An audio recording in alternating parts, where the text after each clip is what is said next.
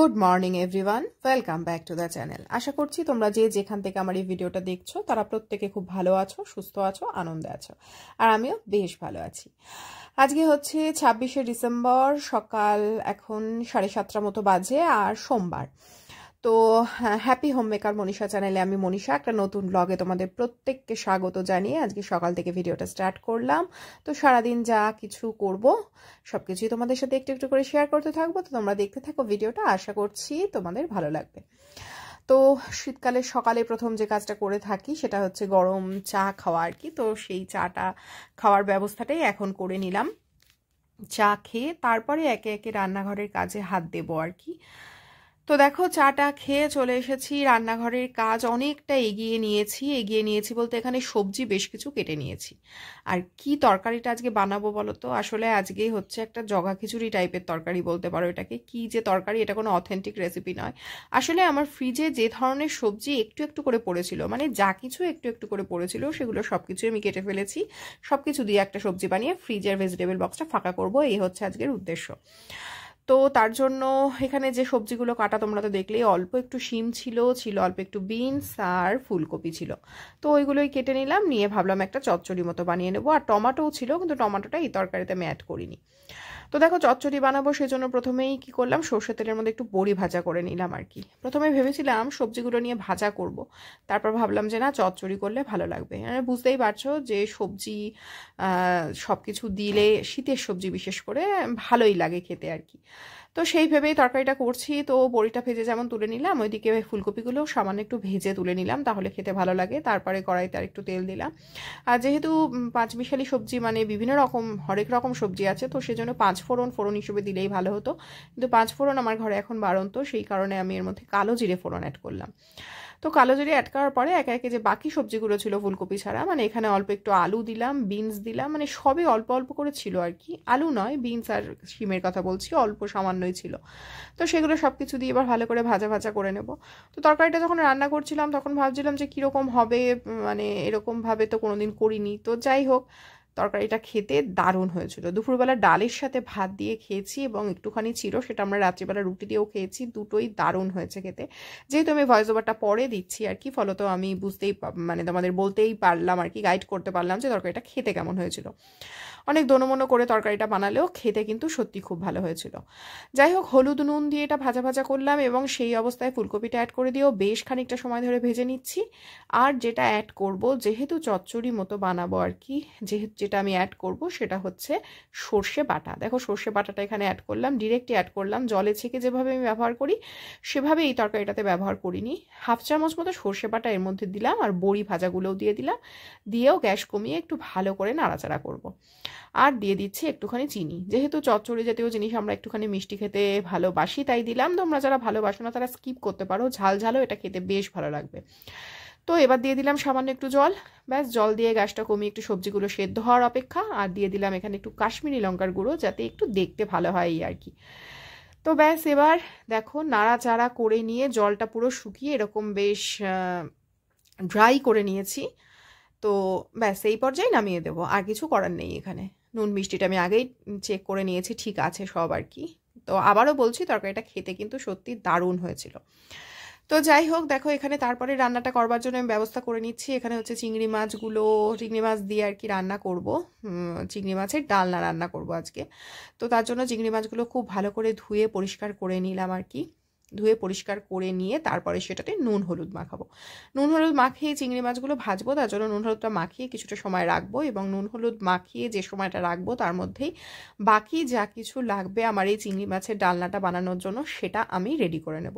দেখো, এখানে রেডি করে নিয়েছি হচ্ছে আদা, লঙ্কা, টমেটো, এই 3টে জিনিস একসাথে পেস্ট করে নিয়েছি। এবার ওই মশলাটার মধ্যে একে একে অ্যাড করব হলুদ, নুন, কাশ্মীরি লঙ্কার গুঁড়ো, জিরের গুঁড়ো আর ধনের গুঁড়ো।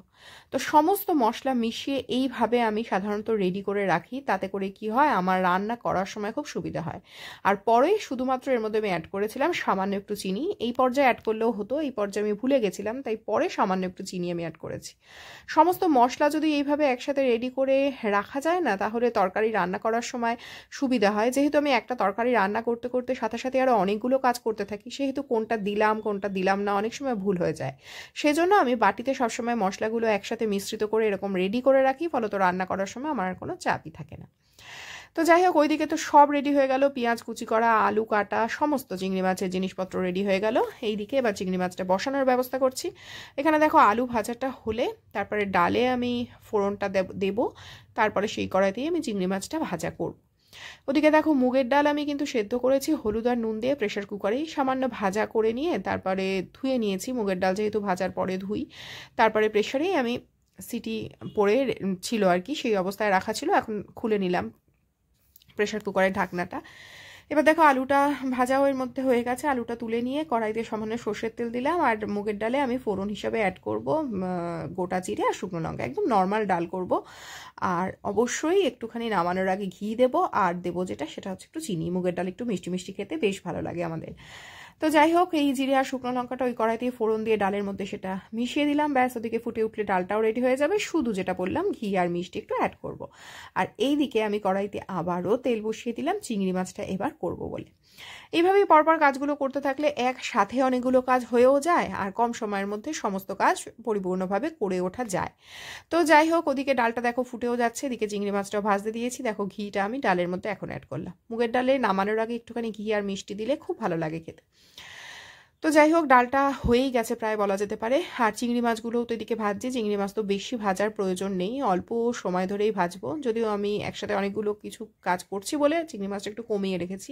একটু কমিয়ে দিয়ে যে কোনো মাছ ভাজলে কি হয়, ভেতর পর্যন্ত ভালো ভাজা হয়। আর বাইরে থেকে নইলে গ্যাস বাড়িয়ে দিয়ে ভাজলে বাইরে থেকে মনে হয় ভাজা হয়ে গেছে, কিন্তু ভেতরটা সবসময় ভাজা হয় না, কাঁচা মতো থেকে যায়। চিংড়ি মাছের ক্ষেত্রে তো বিশেষ করে, যেহেতু আমি খোসাগুলো ছাড়াইনি, পুরোপুরি খোসা ছাড়াইনি, সেই কারণে। তো যাই হোক, গ্যাসটা কমিয়ে এইভাবে চিংড়ি মাছগুলো সমস্ত ভেজে নিচ্ছি। চিংড়ি মাছ ভাজা হয়ে গেলে তারপরে মূল গ্রেভির যে প্রিপারেশন সেটা শুরু করব। দেখো চিংড়ি মাছ সব ভাজা হয়ে গেছে, আর পেঁয়াজটা আমি ভাজতে দিয়ে দিয়েছি। মানে এখানে একটা ভুল করে ফেলেছি আমি, সেটা হচ্ছে আলুটা একটুখানি ভেজে তুলে নেব, তারপরে তো পেঁয়াজটা অ্যাড করব, কারণ পেঁয়াজটা অ্যাডের কারণ হচ্ছে গ্রেভিটা তৈরি করা। তো গ্রেভি তৈরি হয়ে গেলে আলুটা আর কি করে ভাজা হবে বলো? তো সেই জন্য কি করেছি আমি, এই পেঁয়াজটা ভাজতেই আমার মনে পড়েছিল যে আলুটা ভাজা হয়নি। সেই জন্য পেঁয়াজটা ভাজার কিছুটা হয়ে যাওয়ার পর সেই অবস্থায় তুলে নিয়েছিলাম। তার মধ্যে কড়াইতে দেখো পেঁয়াজটা এখন তুলে নিচ্ছি, সামান্য সরষের তেল দিয়ে আলুটা আবার একটু ভেজে নিচ্ছি। আলু সাধারণত কোনো তরকারিতে অ্যাড করতে গেলে একটু ভাজা না হলে না আমার ভালো লাগে না খেতে, বা আমার মনে হয় যেন সেভাবে তরকারিটার টেস্ট হয় না আর কি। তো যাই হোক, সামান্য তেল দিয়ে ওই জন্য পেঁয়াজটা তুলে নিয়ে আবার আলুটা ভেজে নিলাম। এবার তারপরে ওই অল্প একটু ভাজা হয়েছিল পেঁয়াজটা, সেই পেঁয়াজটা আবার অ্যাড করে এবার গ্রেভিটা প্রিপেয়ার করব। তো তার জন্য পেঁয়াজটা ভালো করে ভেজে নিচ্ছি। পেঁয়াজটা অবশ্যই ভালো করে ভেজে নিতে হবে, কিন্তু খেয়াল রাখতে হবে যাতে ওভারকুক না হয়ে যায়, মানে পুড়ে যেন না যায়, সেটা তো অবশ্যই খেয়াল রাখতে হবে। তো পেঁয়াজটা ভালো করে ভাজা হয়ে গেলে এবার যে মশলাটা আমি রেডি করে রেখেছিলাম, যার মধ্যে আমি সমস্ত কিছু দিয়ে রেখেছিলাম, মানে আদা, লঙ্কা, টমেটো, জিরের গুঁড়ো, ধনের গুঁড়ো, হলুদ, নুন, কাশ্মীরি লঙ্কার গুঁড়ো, এই সমস্ত কিছু মিশিয়ে এই যে বাটিতে মশলাটা রেডি করে রেখেছিলাম, এবার সেই মশলাটা অ্যাড করে দেবো। ব্যাস, তাহলেই হয়ে যাবে। এইবার মশলাটা ভালো করে কষার অপেক্ষা। আর ওই মশলার বাটিটা ধোয়া যে জল, সেই জলও একটু অ্যাড করেছি, দিয়ে বেশ ভালো করে মশলাটা কষিয়ে নিচ্ছি। এই কষানোটার উপরেই কিন্তু তরকারিটা রান্নার টেস্টটা ডিপেন্ড করে, সেটা এই তরকারির ক্ষেত্রে নয়, যে কোনো তরকারির ক্ষেত্রেই যদি কষানোটা ভালো করে হয় তাহলে খুব ভালো টেস্ট হয়।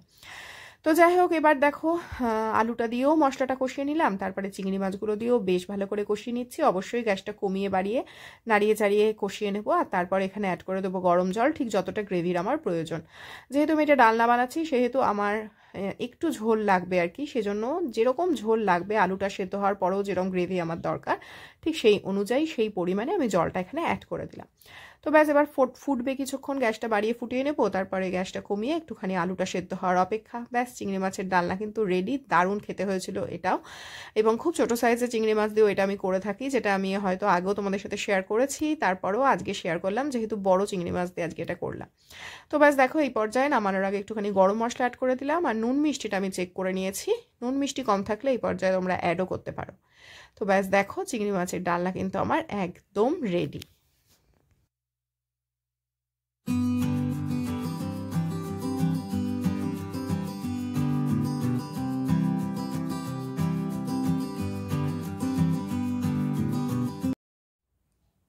তো দেখো, রান্নাবান্না করার পরে যেটা মেন কাজ থাকে সেটা হচ্ছে রান্নাঘরটা পরিষ্কার। তো সেটাও আমার হয়ে গেছে। এদিকে দেখো রান্নাগুলো এখানে রেখেছি, চিংড়ি মাছের ডালনাটা যেমন এখানে আছে, তার তলাতেই রেখেছি আমি ডাল, তারপরে এই দিকটাতে রেখেছি আলু ভাজা, আর তার সাথে তো আছেই আমার সেই স্পেশাল তরকারিটা, যেটা কিন্তু সত্যি খুব ভালো হয়েছিল খেতে। তো এদিকে রান্নাঘর পুরো ক্লিন করা হয়ে গেছে, ভাতের হাঁড়িটাও বসিয়ে রেখেছি, একটু পরে ভাতটা বসাবো আর কি, গরম গরম খাওয়া হবে যেহেতু ছুটির দিন। আর এদিকে দেখো বাসনপত্র মেজে রেডি, কাউন্টারটা পরিষ্কার, মোটামুটি রান্নাঘরের সমস্ত কাজ আমার হয়ে গেছে। আর আমি যখন রান্নার কাজ করছিলাম তখন অনির্বাণ ছেলেকে নিয়ে বেরিয়েছিল সাইকেল চালাতে, তো সাইকেল চালাতে যাওয়ার সময় র্যাকেটও নিয়ে গেছিলো, তো মাঠে একটুখানি ব্যাডমিন্টনও খেলে এসেছে ওরা। যেহেতু এই সময়টা ছুটি থাকে, শীতের সকালের সময়টা ওরা অনেকটা এইভাবে কাটায়, দুজনেরই যেহেতু ছুটি চলছে।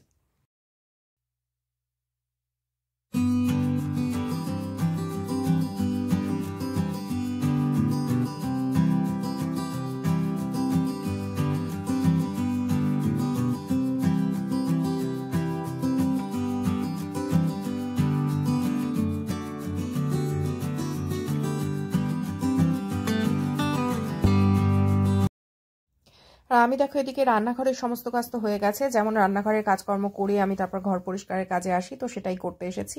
এদিকে ঘরটার পরিষ্কার, ফার্নিচার মোছা সমস্ত কাজ আমার হয়ে গেছে। এবার আমি ঘরটা ঝাড় দিয়ে নিচ্ছি, ঘরটা ঝাড় দিয়ে মুছে নেব।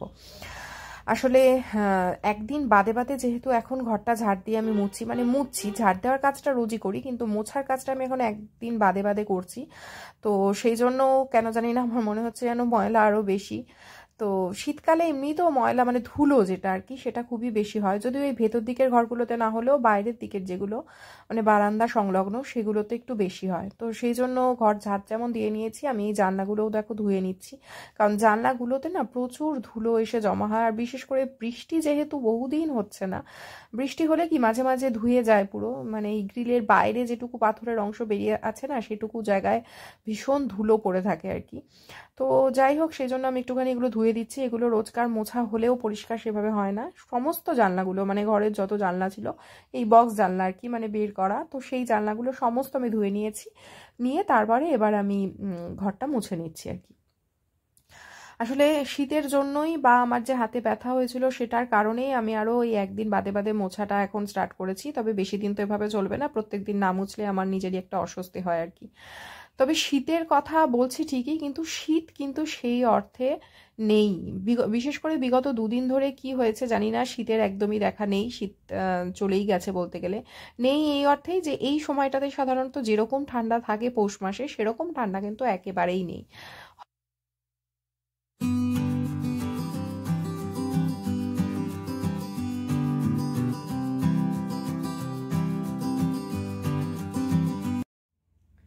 Good evening. এখন অনেকক্ষণ পরে আবার ক্যামেরা হাতে নিলাম আর কি। এখন বেজে গেছে 8টার থেকে একটু বেশি। আসলে দুপুরবেলা রেস্ট নিচ্ছিলাম, ভিডিও টিডিও এডিট ও সমস্ত তো ছিলই, করার পরেও সন্ধ্যে থেকেও একদম কোনো কাজে এনার্জি ছিল না, বসেই আছি। কাজ যে নেই তা না, কাজ কিন্তু অনেক রকমই আছে। কাজ করার ইচ্ছা থাকলে কাজ সবসময় থাকে আর কি। তো তাহলেও অত চাপ নেই আর কি, করতেই হবে এমন কাজ নেই। তো ওই জন্য বসেছিলাম আর কি, অনেক কিছু করব ভেবেছিলাম আসলে সন্ধ্যে থেকে। ওই এক্সট্রা কাজ যেগুলো থাকে, গোছানো টোছানোর ব্যাপার, তো আলমারির আর কি একটা পোর্শন একটু গোছাবো ঠিক করেছিলাম। তো যাই হোক, ইচ্ছা করেনি, তার জন্য করিনি, কি করবো আর। তো এখন চাটা খাওয়া তো হয়ে গেছে অনেকক্ষণ আগেই। এখন এবার ইচ্ছা না করলেও রান্নাঘরে যেতে হবে, কারণ রান্নাঘরের কিছু কাজ আর কি এখন করতে হবে। দুপুরবেলা খাওয়া দাওয়ার পর থেকে যে সমস্ত বাসনপত্র সেগুলো সমস্ত রয়েছে, সেই বাসনপত্রগুলো মাজবো। আরও কিছু টুকিটাকি কাজ রান্নাঘরের আমাকে এগিয়ে রাখতে হবে, তো সেইগুলো সমস্ত কিছু করব। তো এই এতক্ষণ আর কি রেস্ট নেওয়া হলো আর কি, বলতে গেলে 8:10-15 এখন বেজেছে আর কি। তো যাই, চলো রান্নাঘরে গিয়ে কাজগুলো শুরু করি একে একে। কাজগুলো নইলে শেষ হবে না, শুরু করলেই শেষ হয়ে যাবে। আর পড়ে থাকলে বসেই থাকতে ইচ্ছে করবে, আর যেতে ইচ্ছে করবে না। শীতকালে দুপুরের পর থেকেই এরকম একটা ল্যাথার্জি ভীষণ কাজ করে। তো যাই হোক, চলো এখন যাই কাজগুলো গুছিয়ে। যেহেতু ছুটি চলছে সেহেতু কি হচ্ছে, দুপুরবেলা খাওয়া দাওয়ার পরে আরও বেশি কাজে অনীহা আসছে, এবং একসাথে বসে গল্পগুজব করা থেকে শুরু করে টিভি দেখা এই সমস্ত নানা রকম চলছে। এবং তারপরে তো আমার যে নিজস্ব কাজগুলো সেগুলো থাকেও, ভিডিওটা এডিট করতে হয় আমার, তারপরে একটু রেস্ট নিতে হয়, এই সমস্ত করতে করতেই বেলা পুরো গড়িয়ে যাচ্ছে। আর তারপরে শরীরে চলে আসছে কাজের প্রতি একটা অনীহা, তো যেই কারণে বসে শুয়েই ওই সময়টা কাটছে আর কি। আর যেহেতু ছেলের পড়াশোনাটাও এই সময় সেভাবে নেই, নির্দিষ্ট সময়ের মধ্যে এই সেকেন্ড হাফটাতে অন্তত কাজ শেষ করার সেরকম তাগিদ আর কি থাকছে না। ফলত কি হচ্ছে, বাসনও জমে যাচ্ছে। চাটা খাওয়া হয়েছে, তারপরে সেই বাসনগুলোও ছিল, আর দুপুরের খাওয়ার বাসন তো ছিল। তো সেজন্য সেই বাসনগুলো আগে মেজে নিতে এলাম, কারণ রাত্রিবেলা খাওয়া দাওয়ার পরে আবার বাসন বেরোবে, নইলে সেগুলো জমে গেলে আরও বেশি একসাথে করতে অসুবিধা হবে। তবে আজকে রাতে রান্নাবান্না কিছু নেই, কারণ গতকাল যে বাটার চিকেন মশলা বানিয়েছিলাম সেটা রয়েছে, প্লাস সকালে যে সবজিটা বানিয়েছিলাম সেই সবজিটাও বেশ খানিকটা রয়ে গেছে। এই দুটো দিয়ে আমাদের আজকে রুটি খাওয়া হয়ে যাবে আর কি। ফলত রান্নাবান্নার ব্যাপার রাত্রিবেলা কিছু নেই।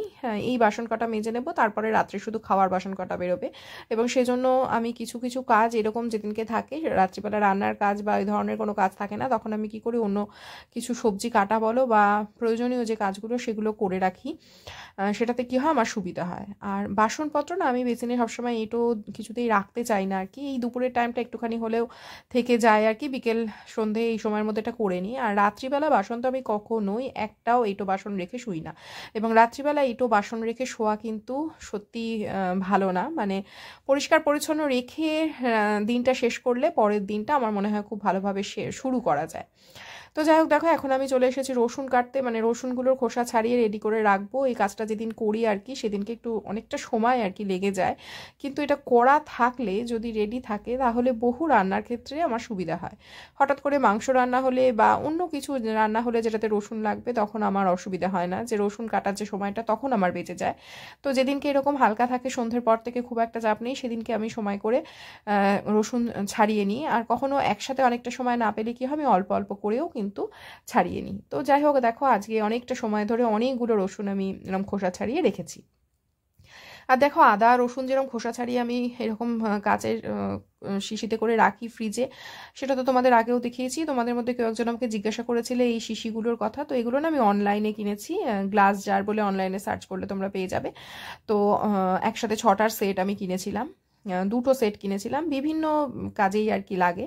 তো এরমভাবে রাখলে কি দেখাও যায়, মনেও থাকে আর কি, ভুলে যাওয়ার কোনো ব্যাপার নেই, প্লাস দেখতে তো সুন্দর লাগেই। তো এখন দেখো রাতের খাওয়ার সময় হয়ে গেছে, রাতের খাওয়ারটা আমি সার্ভ করে নেবো। রুটি তো কিনে নিয়ে আসা হয়েছিল, আর আমাদের বাটার চিকেন মশলা সেটাও আমি মাইক্রোওভেনে গরম করে নিয়েছি, তো সেটাই এখন সার্ভ করে দেবো। তো চলো, আজকের ভিডিওটা এইটুকুই ছিল। আশা করছি তোমরা যারা আমার সাথে এতক্ষণ থাকলে তাদের ভিডিওটা একটু হলেও ভালো লেগেছে। যদি ভিডিওটা একটু ভালো লেগে থাকে তাহলে প্লিজ একটা লাইক দিয়ে যেও, আর চ্যানেলটা সাবস্ক্রাইব করে পাশে থাকার অনুরোধ রইল। তাহলে আজকের মতো এইটুকুই, দেখা হবে পরবর্তী ভিডিওতে। ততক্ষণের জন্য তোমরা সবাই খুব ভালো থেকো, সুস্থ থেকো, আনন্দে থেকো। Tata and good night.